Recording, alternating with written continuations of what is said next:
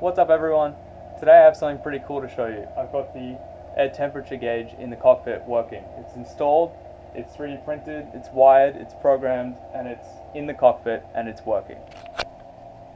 So this is the air temperature gauge. It sits on the radio panel, which is here, and there's a Fahrenheit to Celsius switch here, and then there's a display which shows the air temperature, the outside air temperature right there. So as you can see, it says 15 degrees. Switch it to Fahrenheit, now it says 59 degrees. And down below you can see the two wire assemblies that drive this gauge.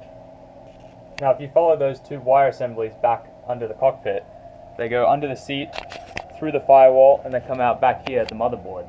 And that's where all the electronics are connected.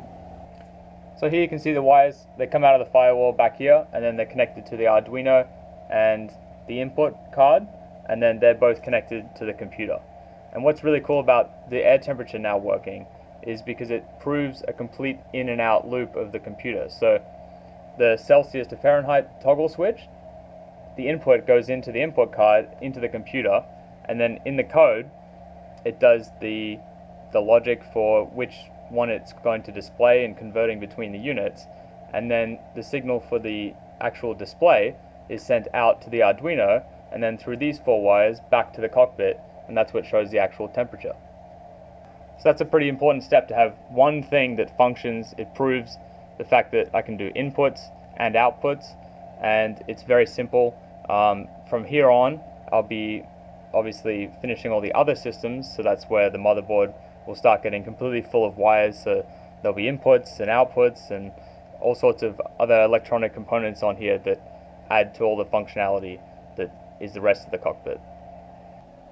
So I've shown you toggling the display between Fahrenheit and Celsius, but something else we can do is, using the control pad app running on my iPad here, I can actually dynamically change the temperature.